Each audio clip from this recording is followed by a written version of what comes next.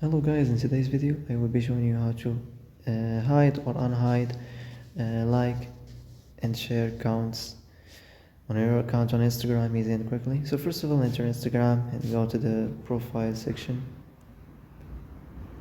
Go to these three lines and then scroll down and go to this like and share accounts.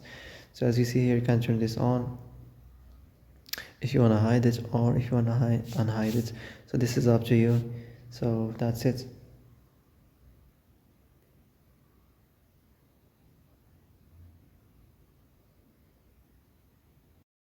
And that's it for today's video. I hope this is the answer you've been looking for.